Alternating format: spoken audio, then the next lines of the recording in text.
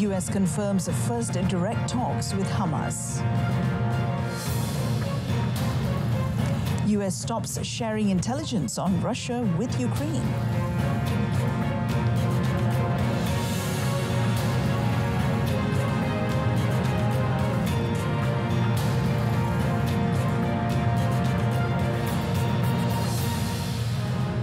Good afternoon and Salam Malaysia Madani. This is World Today. I'm Mohana Priya. The United States held secret talks with Hamas on securing the release of US hostages held in Gaza, while President Donald Trump warned of hell to pay should the Palestinian group not comply with his demands. And hostage release agreement was to deal with Israel as well as Qatari and Egyptian mediators without having any known direct communications between Washington and Hamas. According to two sources, U.S. hostage affairs envoy Adam Bowler and Hamas officials met in Doha in recent weeks, but it was not clear who represented Hamas. White House Press Secretary Caroline Leavitt said that Bowler had the authority to hold direct talks with Hamas, and Israel was consulted on the matter. The sources said the talks focused on gaining the release of American hostages still held in Gaza, but they also included discussions about a broader deal to release all remaining hostages and how to reach a long-term truce. Under Phase 1 of Gaza's ceasefire deal reached in January, Hamas exchanged 33 Israeli hostages and 5 Thais for some 2,000 Palestinian prisoners and detainees. Meanwhile, Trump issued a stark new threat against Hamas in a social media post, issuing an ultimatum to Hamas leaders to flee the territory. He demanded that Hamas release all of the hostages immediately, including the remains of dead captives. Trump also made it clear there will be repercussions for Gaza as a whole, where virtually the entire population has been displaced by Israel's relentless military campaign. Now, the first phase of the ceasefire ended over the weekend after 6 weeks of relative calm that included exchanges of hostages for Palestinian prisoners held in Israeli jails. While Israel said it wants to extend the first phase until mid-April, Hamas insisted on a transition to the second phase, which should lead to a permanent end to the war. But Israel has ramped up pressure not just with threats, but also by halting all entry of goods and supplies into Gaza, renewing a hardline approach to which the previous U.S. administration of Joe Biden had objected. France, Britain and Germany jointly called the humanitarian situation in Gaza catastrophic and urged Israel to ensure the unhindered delivery of aid. South Africa, meanwhile, said Israel's restriction of aid into Gaza since the weekend amounted to using starvation as a weapon of war. Illegal Israeli settlers have intensified their incursions into the Al-Aqsa Mosque complex in occupied East Jerusalem during the Islamic holy month of Ramadan, amid restrictions on the entry of Palestinian worshippers into the flashpoint site. The Islamic Endowment Department in Jerusalem said that 237 settlers forced their way into the mosque's courtyards, protected by Israeli police. It added the settlers entered the mosque through the western Al-Mugharbah gate, a route frequently used during such incursions. Meanwhile, around 80,000 Palestinians performed Tarawih prayer at the Al-Aqsa Mosque on Tuesday night, despite Israeli restrictions. Since the start of Ramadan, Israel has restricted the entry of Palestinian worshippers from the occupied West Bank into the mosque, allowing only Palestinians from East Jerusalem and Israeli Arabs to access the site. Palestinians view these restrictions as part of a broader Israeli policy to Judaize East Jerusalem, including Al-Aqsa Mosque, and erase its Arab and Islamic identity. A Russian missile struck a hotel in Kryvyi Rih, the hometown of Ukrainian President Volodymyr Zelensky, killing at least 2 people and injuring 7 others. Ukraine's emergency services shared on Telegram that 14 people had been rescued from the rubble as crews worked tirelessly through the night. They posted pictures of crews making their way through piles of rubble outside the hotel, one section of which was badly damaged. A crane was deployed to reach the upper levels of the building. Head of the city's military administration, Alexander Vilkul, wrote on Telegram that the missile had made a direct hit on the building, triggering a fire. He said more people could still be trapped under rubble and warned a new Russian strike is possible in the same area. Kyiv has been a frequent target of Russian attacks in the three-year-old war pitting Kyiv against Moscow. And in a related development, the U.S. has paused intelligence sharing with Ukraine, piling pressure on Ukrainian President Volodymyr Zelensky to cooperate with U.S. President Donald Trump in convening peace talks with Russia. The suspension, which could cost lives by hurting Ukraine's ability to defend itself against Russian missile strikes, followed a halt this week to U.S. military aid to Kyiv. It underscores Trump's willingness to play hardball with an ally as he pivots to a more conciliatory approach to Moscow from previously strong U.S. support for Ukraine. A source familiar with the situation said Trump administration had halted everything, including targeting data that Ukraine used to strike Russian targets. Washington previously halted military aid to Kyiv following a disastrous Oval Office meeting when Trump and Zelensky engaged in a shouting match before the world's media. The clash delayed the signing of a deal that would give the U.S. rights to revenue from Ukraine's critical mineral deposits, which Trump has demanded to repay U.S. military aid. Zelensky, however, said there has been positive development on the issue and officials from the two countries could meet again soon.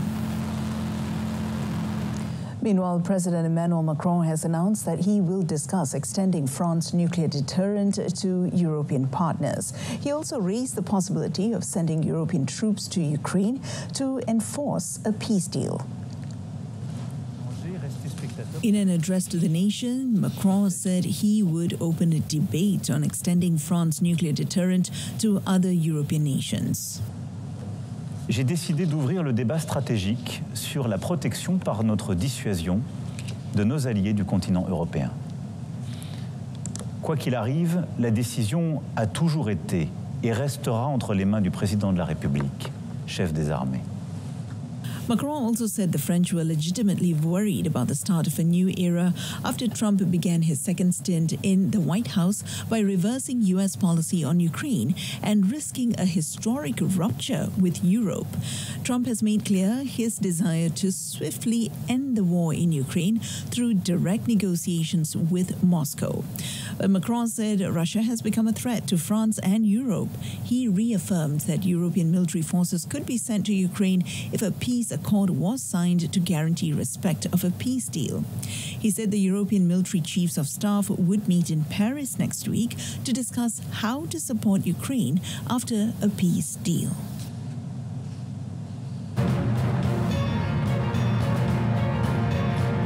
Still ahead, Trump delays tariff on vehicle imports from Mexico and Canada.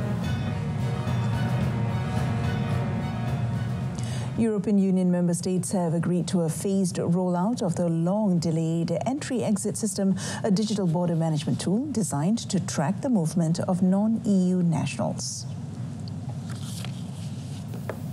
The EU Council said in a statement that the decision reached under the Polish presidency allows for a gradual 6-month implementation period, giving border authorities and the transport sector time to adapt. The system will digitally record travelers' entry and exit data, including passport details, fingerprints, and facial images. Under the phased deployment, member states will initially register at least 10% of border crossings in the first month. Biometric features will be introduced gradually, with full registration expected by the end of the transition period. Until then, border officials will continue manually stamping passports. The agreement represents a breakthrough after years of delays, with the system originally scheduled for launch in late 2024. Once fully operational, the entry-exit system is expected to enhance border security, reduce identity fraud, and monitor overstays in the Schengen area. Now, automakers have received a temporary reprieve from U.S. President Donald Trump's tariffs targeting Canada and Mexico as concerns mounted over consumer impacts. The White House said Trump is also open to hearing about other products that should be exempted from the tariffs, which took effect on Tuesday. However, Trump made clear he was not calling off his trade war with Canada and Mexico as he pressures both countries to deter fentanyl smuggling. The one-month exemption for cars and trucks that comply with the U.S.-Mexico-Canada agreement's complex content rules would be a boon for Ford, GM, and Stellantis. The reprieve sparked a rebound in auto stocks, but trade tensions have created uncertainty for U.S. corporations and sapped consumer confidence, leading to a sell-off in stocks in recent days. Trump's tariffs pose extreme difficulties for automakers, which produce vehicles in all three countries and often ship parts across North American borders multiple times as they get built into systems and finished vehicles. The tariffs have also damaged relations between the three trading partners. Canada has hit back with tariffs of its own on selected U.S. imports, while Mexico has vowed to retaliate as well. The Philippine Air Force PAF has announced that its 11 remaining FA-50PH jet fighters have been ordered grounded following the crash of the South Korean-made aircraft that killed 2 pilots on Tuesday. The Philippine news agency reported the matter after the PAF spokesperson Colonel Maria Consuelo Castillo, in an online press briefing, announced that ground troops have located the missing FA-50PH with tail number 002 in the vicinity of the Mount Kalatungan complex in Bukidnon province. She said the Air Force would conduct a thorough investigation to determine the exact cause of the accident. Despite the ongoing grounding of the remaining FA-50PH, Castillo assured the public that the PAF would be able to monitor and defend the country's airspace using its other aircraft, radar systems, and its ground-based air defense systems. The FA-50PH with tail number 002 was reported missing shortly after midnight on 4th of March when it was about to take part in tactical night operation along with other similar jet fighters. Castillo emphasized that the aircraft lost contact with the others several minutes before they reached their target area of operation. A power failure in Buenos Aires left hundreds of thousands of customers without electricity, shutting off traffic lights, stranding subway passengers, and testing the Argentine capital's electric grid for the second time in 24 hours during a sizzling summer heat wave. The Secretariat of Energy said the blackout began with a sudden failure of a high-voltage power line and hit over 622,000 customers mere hours after officials had restored service from an early morning outage. According to Edesur, an electricity company in Argentina that serves parts of Buenos Aires and its suburbs, the power failure coming as a heat wave ramped up electricity usage and strained the city's power supply knocked several substations offline. It added its technicians were racing to restore power. The heat index, which takes humidity into account, climbed to 42 degrees Celsius. Municipal authorities reported that the outage suspended subway service on all lines in both directions and darkened 50 stoplights, causing chaos in central and southern Buenos Aires that forced the deployment of hundreds of traffic cops. Blackouts are relatively common in Argentina, especially in periods of peak demand, such as the heat of the summer season in the southern hemisphere. The outer fringe of a tropical cyclone started whipping eastern Australia, bringing drenching rains and record-breaking waves to a heavily populated region rarely hit by typhoons. Tropical cyclone Alfred was 285 kilometers east of busy Brisbane city after unexpectedly slowing above the Coral Sea overnight. Some 4 million people were in the firing line along a 400-kilometer stretch of coastline, expected to see the worst of the storm. According to the Bureau of Meteorology, a 12.4-meter wave was recorded on the Gold Coast south of Brisbane, the largest swell ever picked up by that monitoring station. Tropical cyclone Alfred was initially forecast to strike land late on Thursday evening, but is now expected to arrive Friday afternoon or even early Saturday morning. While this gives coastal hamlets more time to stack sandbags and stockpile food, the Bureau of Meteorology warned it also leaves them exposed to wild weather on the storm's outer edges. The cyclone would cross the coast somewhere near the bustling metropolitan hub of Brisbane. It would be the first cyclone to make landfall in the area for more than 50 years. While cyclones are common in the warm tropical waters lapping Australia's northern flank, it is rarer for them to form in cooler waters further south. India's capital, New Delhi, has vowed to clear one of its largest trash piles by next year as part of a plan to eradicate unsightly landfills dotting the megacity's skyline. Around 32 million people live in New Delhi, where a slipshod approach to waste management has left numerous landfills with garbage piled up to 60 meters high and visible from miles away.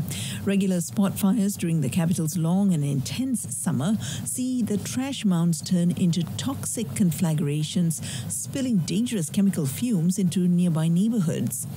Delhi Environment Minister Manjinder Singh Sirsa told reporters that work was underway to process and dispose of waste at one of the city's biggest trash piles. According to last reported estimates from 2023, New Delhi generates more than 11,000 tons of solid waste each day, and more than 4 million tons of waste sit at the Balshwa dump. Untreated domestic waste burns in the landfills during the hot summer months, producing excess methane, which further pollutes India's already smog-choked urban centers. The World Health Organization has warned that U.S. funding cuts would have a devastating impact on programs battling tuberculosis, endangering millions of lives. The United Nations Health Agency said global efforts to battle TB, the world's deadliest infectious disease, have saved more than 79 million lives in the past 2 decades, averting around 3.65 million deaths last year alone. But the abrupt funding cuts implemented to most U.S. foreign aid spending since President Donald Trump returned to power in January threatened to undo the hard-won gains, putting millions, especially the most vulnerable, at grave risk. The WHO said Washington had been providing approximately a quarter of all international donor funding for TB, around $200 million to $250 million US annually. The cuts put 18 of the highest burden countries at risk, as they depended on 89% of the expected U.S. funding for TB care. The UN Health Agency said the African region was hardest hit by the funding disruptions, followed by Southeast Asia and the Western Pacific. It noted that any disruption to TB services, whether financial, political, or operational, can have devastating and often fatal consequences for millions worldwide.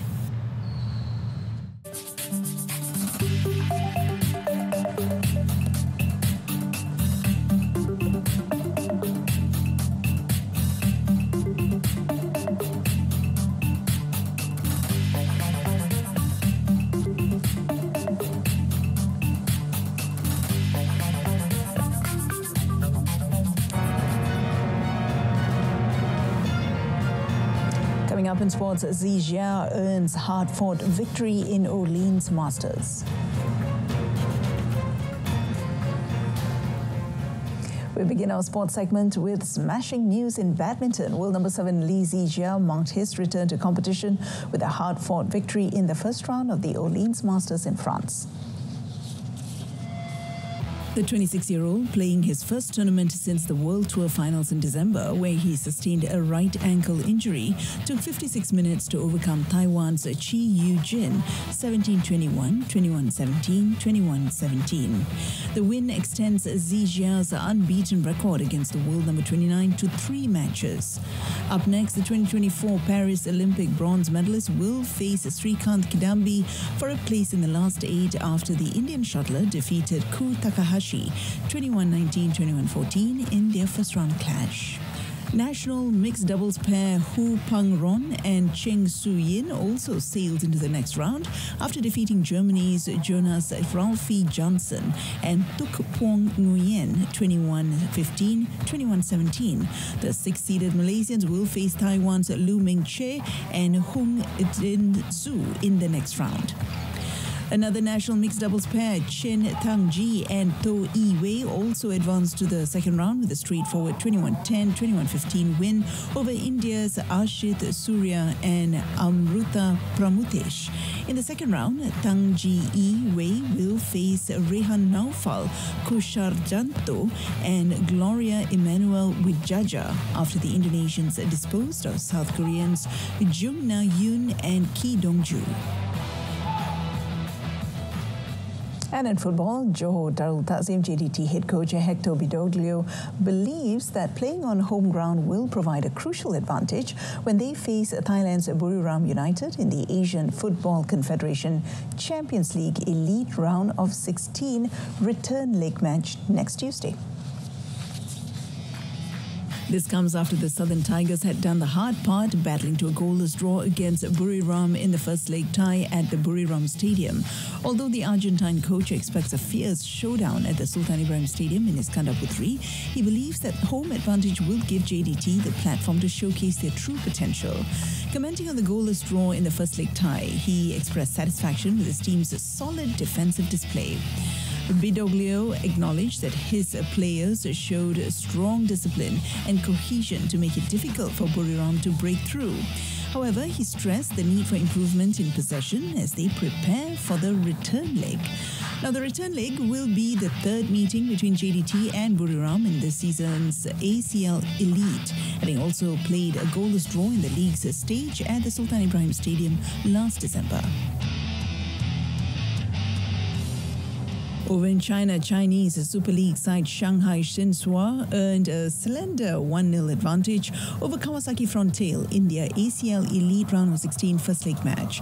The game's only goal came when Kawasaki defender Kota Takai redirected Wilson Manafa's shot past goalkeeper Luis Yamaguchi and into his own net with 14 minutes remaining. Now, the return leg will be played in Kawasaki with the last 8 draw to be held in Kuala Lumpur on the 17th of March. The remaining matches in the knockout rounds will be played on a centralized basis in Jeddah in Saudi Arabia, with the quarterfinals to take place on the 25th and 26th April. And on to the Champions League. Liverpool substitute Harvey Elliott scored a last-gasp winner less than a minute after coming on to earn a fortunate 1-0 win against Paris Saint-Germain, who dominated their visitors during the last 16 first league match. PSG got off to a strong start with Liverpool's attempt at a high press not lasting long. The hosts had the first clear chance in the 16th minute when João Neves skied his attempt over the bar from Ousmane Dembele's cutback after the France forward had outpaced 2 defenders to break down the right flank. Alarm bells were ringing for Liverpool, and they again escaped punishment in the 20th minute when Kivica Kvaratskhelia superb curled effort was ruled out for offside after a VAR review. With Liverpool in survival mode, Alisson parried Neves' 25-metre strike before denying Dembele. The ball went into the path of Bradley Barcola, whose first strike was blocked before his second flew over. With the clock ticking down, Darwin Núñez won Alisson's long ball and played into the path of Elliott, who calmly slid the ball past Gianluigi Donnarumma. PSG, who had won 18 and drawn 2 of their last 20 games, were left to rue their missed chances from dozens of attempts as a tough return leg awaits at Anfield next Tuesday. Elsewhere, Inter Milan took full control of their Champions League last 16 tie against Feyenoord with a 2-0 away victory thanks to goals from Marcus Thuram and Lautaro Martinez. Inter dominated possession in the opening stages, but the hosts launched effective counter-attacks, a low attempt at the near post from Ibrahim Osman, forcing Inter goalkeeper Josep Martinez into an early save. The Serie A leaders often lacked precision, but Thuram finished off a great team move to put them ahead after the French forward struck from close range following a long cross from Nicolo Barella. Now, the goal lifted Inter and they doubled their lead 5 minutes into the second half when Martinez scored his 6th goal in this season's competition. It was the Argentine's 18th goal in the Champions League for Inter as he became the club's all-time leading scorer in the competition.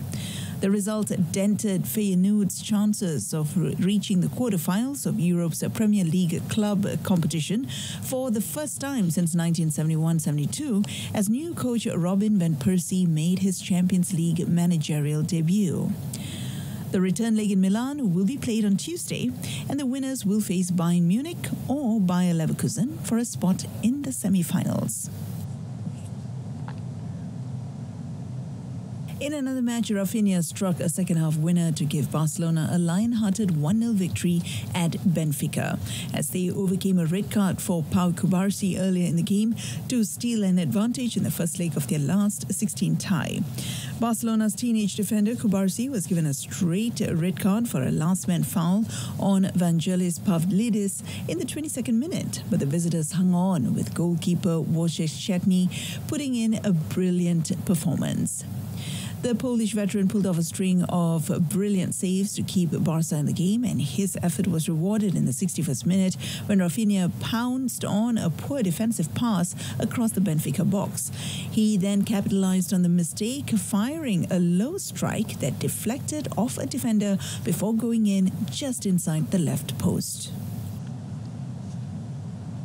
Meanwhile, Bayern Munich striker Harry Kane scored in each half to guide his team to a 3-0 victory over 10-men Bayer Leverkusen in the all-German Champions League round of 16 first leg match. The Bundesliga leaders, knocked out of the German Cup by Leverkusen, shot out of the blocks and established a 9th-minute lead through Kane's powerful header. Kane's 30th goal across all competitions ended the striker's 4-game goal drought. In a pulsating start, the visitors almost hit back 5 minutes later, but Jeremy Frimpong, alone in the front of goal, could not beat Manuel Neuer from close range. Bayern had control of the game and came close to a second goal when Jamal Musiala headed against the crossbar. Leverkusen keeper Matej Kovar gifted the hosts a second in the 54th minute after he dropped the ball from a Joshua Kimmich cross to allow Jamal Musiala to tap home. Now things got worse for the visitors when Nordi Mukiele was sent off following a second booking, and Kane sealed Bayern's comfortable win with a well-taken 75th minute penalty and his 31st goal across all competitions. The Bavarians earned their first victory in the last 7 matches against Leverkusen and will take a significant advantage into next week's return. Aksi gagah skuad Sang Saka Biru kali ini bakal diromboh oleh amukan skuad Tok Gajah yang menggerunkan dalam perlawanan bola sepak Liga Super. Sabtu, 8 Mac, PDRM FC bertemu Sri Pahang FC 9.30 malam di saluran OK dan saluran Sukan RTM. Saksikan juga secara penerimaan langsung di RTM Click.